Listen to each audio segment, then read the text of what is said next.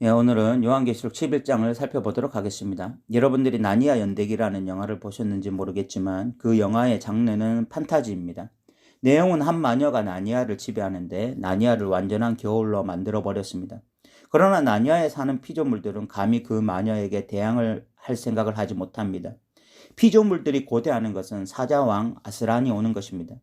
아스란이 오면 이 마녀의 끔찍한 겨울 제국은 끝이 나고 마침내 봄이 올 것이기 때문입니다. 이 나니아 연대기라는 영화는 온통 상징으로 가득한 판타지 영화입니다. 여기서 사자는 예수님을, 마녀는 사탄을, 나니아는 우리가 살고 있는 세상을 의미합니다. C.S. 루이스라는 기독교 저자는 이런 분명한 의도를 가지고 나니아 연대기를 만들었습니다. 그런데 이런 상징적 의미를 담은 영화를 단순히 판타지 영화로 생각하고 보는 것은 그 저자의 의도에서 좀 벗어난 그런 안타까운 상황이 벌어진 거죠. 요한계시록도 이와 유사합니다. 바다에서 한 짐승이 나오는데 뿔이 10이고 머리가 7입니다. 또 용도 나옵니다.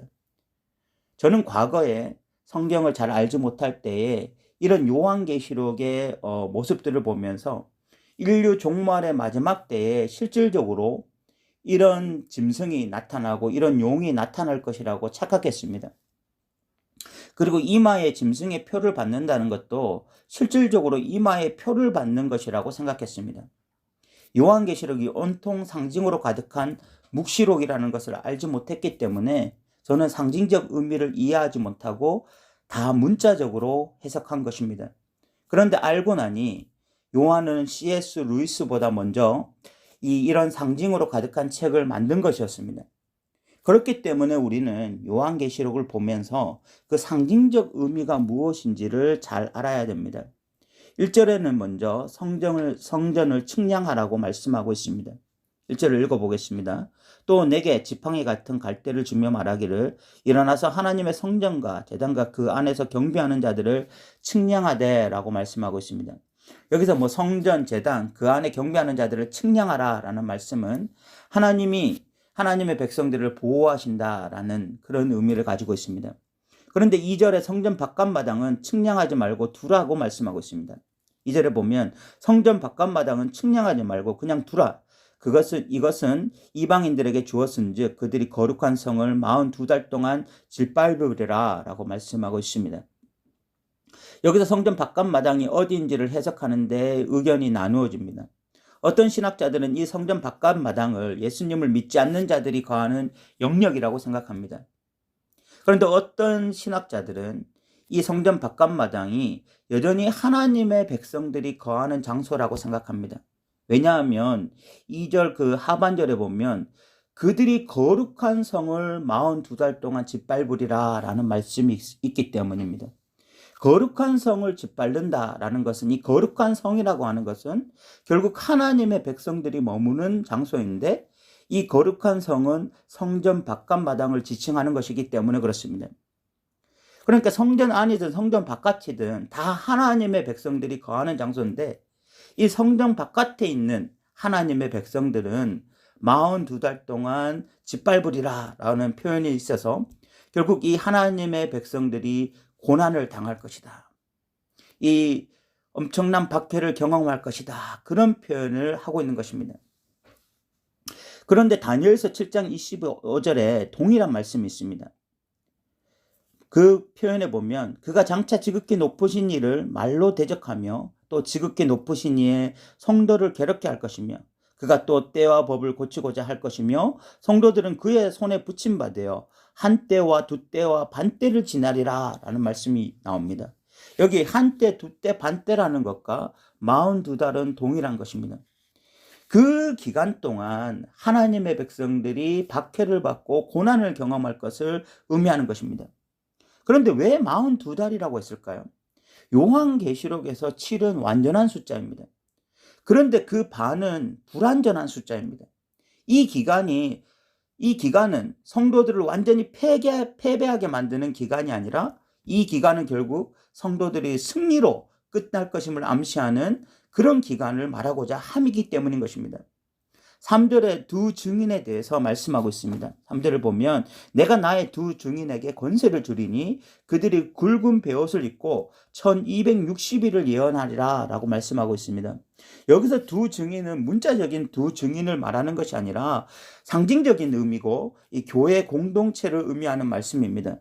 어떤 사람은 6절을 근거로 해서 엘리야와 모세를 지칭한다고 말하기도 하는데 이 성경에서 둘이라고 하는 것은 증인을 드러내는 가장 중요한 숫자였습니다. 특별히 모세의 율법에서 둘은 증인의 숫자입니다. 신명기 17장 6절에 이런 말씀이 있습니다. 죽일 자를 두 사람이나 세 사람의 증언으로 죽일 것이요 한 사람의 증언으로는 죽이지 말 것이며 라고 말씀하고 있습니다. 예수님도 전도를 보내실 때에 항상 둘을 짝을 지어 보내셨는데 이는 증인의 숫자를 말하고자 함입니다. 그러니까 여기 둘은 진짜 두 사람이 아니라 증인이 된 교회를 지칭하는 단어라고 보시면 됩니다. 교회에는 권세가 주어집니다. 그래서 오늘 본문에 두 증인에게 권세를 준다라고 말씀하고 있습니다. 권세가 주어지는 이유는 이들이 증인의 삶을 완수해야 되기 때문입니다. 그들이 굵은 베옷을 입고 있다는 것은 애통의 의미가 있습니다. 이들의 복음 증거는 단순히 구원을 하겠다는 예수님의 그 구원 선포를 말하는 것뿐만이 아니라 결국은 세상을 향한 심판의 메시지이기도 합니다. 교회는 세상 사람들에게 회개를 촉구하고 회개하지 않을 시에 하나님의 심판이 있을 것임을 강력하게 증거하는 것이죠. 그 기간이 1260일이라고 말합니다. 이 숫자가 정확하게 무엇에 근거한 숫자인지 알지 못하지만 이 숫자 역시 상징적인 숫자임에는 틀림없습니다.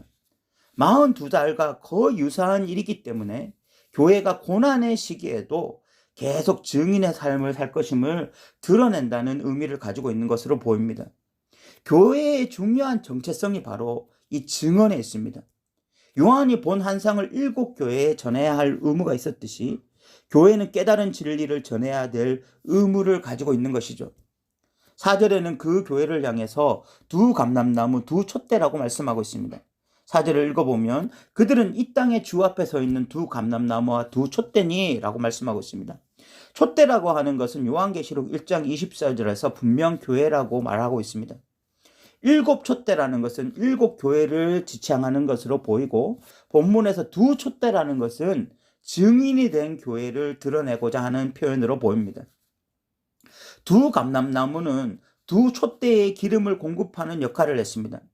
스가랴 4장 14절에는 이 감람나무를 향해서 온 땅의 주 앞에 서 있는 기름 부음을 받은 자들이라고 표현합니다. 이는 그 당시에 대제사장 여호수아와 스룹바벨을 의미하는 표현입니다.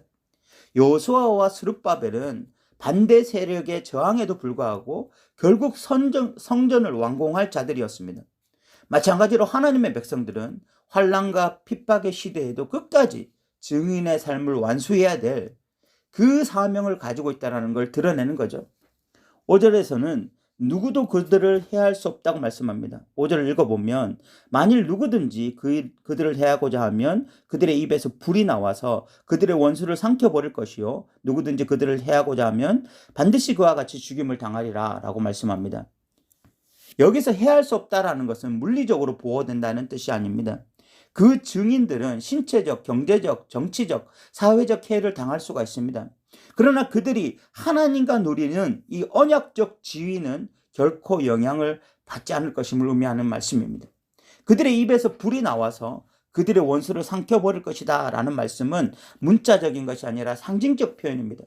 이는 결국 복음 증거자들이 승리할 것임을 의미하는 것입니다. 6절에서는 복음 증거자들의 능력이 나와요. 읽어보면 그들이 권능을 가지고 하늘을 닫아 그 예언을 한 날 동안 비가 오지 못하게 하고 또 권능을 가지고 물을 피로 변하게 하고 아무 때든지 원하는 대로 여러 가지 재앙으로 땅을 치리로다 라고 말씀합니다. 여기 하늘을 다 그 예언을 하는 날 동안 비가 오지 못하게 한다라는 것은 엘리야가 기도하자 3년 6개월 동안 비가 오지 않은 것을 의미하는 말씀이고 권능을 가지고 물을 피로 변하게 한다라는 말씀은 모세가 나일강을 피로 변하게 한 사건을 의미하는 것입니다. 하나님의 백성들이 복음 증거자로 살아갈 때에 그들은 모세가 가졌던 능력, 엘리야가 가졌던 그 능력, 그 권세를 가지고 복음 증거자로서 살 것이다 라는 표현인 것입니다. 참으로 아이러니가 여기 있죠. 표면적으로는 예수 믿는 것 때문에 박해를 받고 있는데 실질적으로 가장 큰 권세는 그리스도인들에게 있었던 것입니다. 7절에는 무적행으로부터 올라오는 짐승에 대해서 말을 하고 있습니다. 7절을 읽어보면 그들이 그 증언을 마칠 때 무적행으로부터 올라오는 짐승이 그들과 더불어 전쟁을 일으켜 그들을 이기고 그들을 죽일 터인즉 이라고 말씀하고 있습니다. 이런 표현들은 다 상징입니다. 여기서 무적행으로부터 올라온 짐승은 사탄을 의미합니다. 그가 이 복음 증거자들을 이기고 그들을 죽인다고 말을 합니다. 이는 환난과 박해를 의미하는 것입니다. 이 요한이 이 글을 쓸 때 이미 기독교 박해가 일어났었고 상당수는 순교를 당하기도 하고 또 상당수는 경제적 어려움을 경험하기도 했습니다. 그리고 이 복음을 증거하는 사람들이 있을 때 오고 오는 세대에 이런 박해는 끊임없이 있었고 이 대한민국처럼 박해가 없는 국가라 할지라도 진정 말씀을 따라 제대로 살아가려고 하면 세상 사람들에게 조롱과 멸시를 받기 일쑤이죠. 8절에는 그들의 시체가 소돔과 고모라 같은 성에 놓여진다고 말씀하고 있습니다. 읽어보면 그들의 시체가 큰 성 길가에 있으리니 그 성은 영적으로 하면 소돔이라고도 하고 애굽이라고도 하니 곧 그들의 주께서 십자가에 못 박히신 곳이라 라고 말씀하고 있습니다. 성도들은 박해를 당하고 그 박해로 인해서 죽음을 당할 것임을 의미합니다. 그 박해하는 성은 소돔과 고모라 같이 너무나 악한 성들입니다. 그들은 하나님의 아들 예수들을 십자가에 못 박았듯 예수님을 증거하는 제자들도 죽여버립니다. 9절에서는 그 사람들이 성도들을 장사하지 못하게 한다라고 말씀합니다. 9절을 읽어보면 백성과 족속과 방언과 나라 중에서 사람들이 그 시체를 사흘 반 동안을 보며 무덤에 장사하지 못하게 하리로다 라고 말씀합니다. 그들은 사흘 반 동안 시체를 보면서 장사하지 못하게 합니다. 이는 성도들의 죽음을 즐긴다는 의미를 가지고 있습니다. 정상적이라면 죄 없는 사람들을 죽이는 것에 대해서 양심의 가책을 가질 것입니다. 그런데 이들에게는 양심이라는 것이 없습니다. 이들은 성도들을 죽이고도 오히려 그것을 즐거워하고 기뻐합니다. 그래서 10절에 보면 굉장히 황당한 일을 합니다. 10절에 보면 이 두 선지자가 땅에 사는 자들을 괴롭게 한 거로 땅에 사는 자들이 그들의 죽임을 즐거워하고 기뻐하며 서로 예물을 보내리라 하더라 라고 말씀하고 있습니다. 그들은 성도들의 죽임을 너무 기뻐하는데 그 이유가 성도들이 땅에 사는 자들을 괴롭게 했기 때문이라고 말을 합니다. 여기서 괴롭게 했다는 것은 복음을 증거함으로써 그들의 죄를 드러냈다는 것을 의미하는 것입니다. 성도들은 이 땅에 사는 자들에게 이 땅의 삶이 전부가 아니다. 하나님 나라가 있다. 가이사가 진짜 왕이 아니다. 진짜 살아계신 하나님이 있다. 그러니까 너희들이 돌이켜야 된다. 너희들의 삶이 지금 하나님 보시기에 악하다. 이런 식으로 진리를 전했을 때 그들은 그 진리가 듣기 싫고 그래서 마음이 불편했던 것입니다. 그래서 자신들을 괴롭게 했던, 자신들의 마음을 불편하게 했던 성도들을 죽이면서 기뻐하는 거예요. 그래서 서로 선물을 주면서 기뻐한다고 말을 하고 있습니다. 정상적인 사회가 아니죠. 사람들을 죽여놓고도 그것을 기뻐하고 서로 예물을 주고받는다는 것이 이미 정상적인 사회를 넘어선 것입니다. 그런데 이런 비정상적인 세계가 요한이 편지를 쓸 때의 세계였고 또 오고 오는 세대에 이런 일이 일어났으며 앞으로도 예수를 제대로 믿게 될 때에 계속해서 이런 박해와 환난은 존재하게 될 것입니다. 11절에서는 그 성도들의 부활에 대한 이야기입니다. 11절을 읽어보면 3일 반 후에 하나님께로부터 생기가 그들 속에 들어가매 그들이 발로 일어서니 구경하는 자들이 크게 두려워하더라 라고 말씀하고 있습니다. 성도들은 억울하게 순교를 당했는데 하나님이 그들을 달리 살리십니다. 그들이 부활하자 세상도 그들을 보게 됩니다. 이는 인류 역사의 마지막을 의미하는 것입니다. 12절에서는 성도들의 승천을 보여줍니다. 12절을 읽어보면 하늘로부터 큰 음성이 있어 이리로 올라가라 함을 그들이 듣고 구름을 타고 하늘로 올라가니 그들의 원수들도 구경하더라 라고 표현하고 있습니다. 성도들이 승천할 때 믿지 않는 자들도 그것을 봅니다. 그런데 그들이 볼 때 본문에서는 구경한다 라고 표현되어 있지만 실질적으로는 가장 큰 두려움으로 그것을 보게 될 것입니다. 성도들이 하나님께로 올라가는 것이 영원한 구원을 의미하고 자신들이 땅에 남아있는 것이 영원한 심판을 의미한다는 것을 그들은 이제는 완전히 깨닫게 될 것이기 때문에 그런 것이죠. 13절에서는 이 사건으로 큰 지진이 나서 땅 10분의 1이 무너지고 죽은 사람이 7천이다 라고 말씀하고 있습니다. 13절을 읽어보면 그때 큰 지진이 나서 성 10분의 1이 무너지고 지진에 죽은 사람이 7천이라 그 남은 자들이 두려워하여 영광을 하나님께 돌리더라 라고 표현하고 있습니다. 이는 하나님의 강력한 재앙의 날이 도래했음을 의미하는 표현입니다. 그리고 남은 자들이 하나님께 영광을 돌린다라고 표현하는데 이는 그들이 회개하고 믿어서 영광을 돌린다는 의미가 아니라 마치 느부갓네살이 하나님께 영광을 돌렸지만 그것은 현상에 대한 반응일 뿐이고 실질적으로 하나님을 인정하지 않았던 것처럼 이들은 그런 현상들에 놀라서 하나님께 영광을 돌리지만 실질적으로는 하나님을 인정하지 않은 모습을 보여주고 있는 것입니다.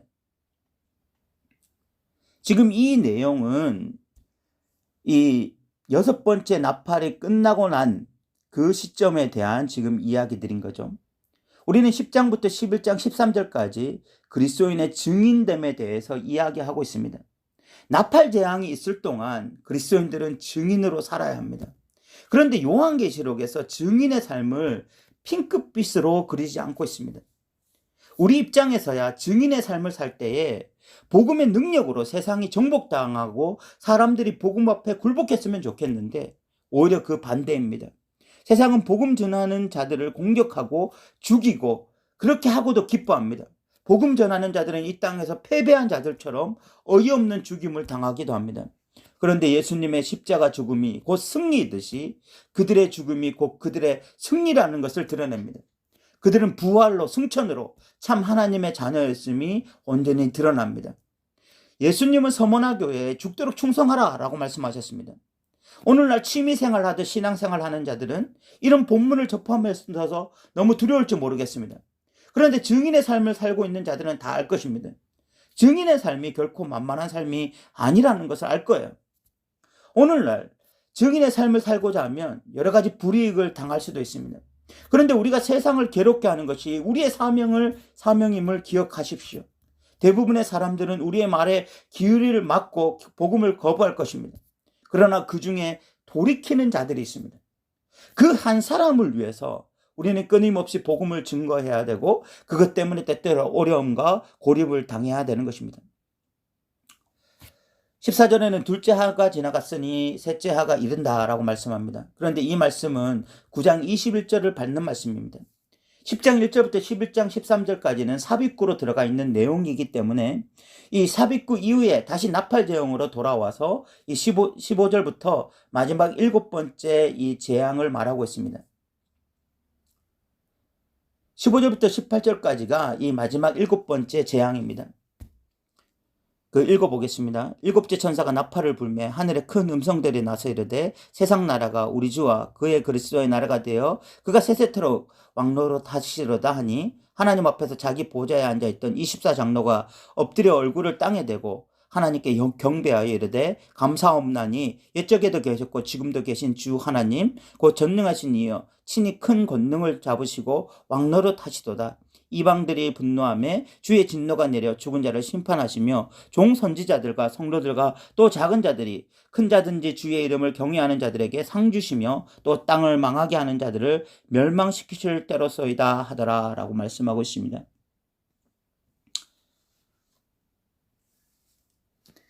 이 내용을 보시면 아시겠지만 왜 이것이 재앙이냐고 물으실 분들도 있을 것입니다. 이 내용들은 하나님 나라와 그 나라의 왕에 대한 찬양이 주이고 믿지 않는 자들에 대한 심판과 믿었던 자들에 대한 상주심에 대한 이야기인데 말입니다.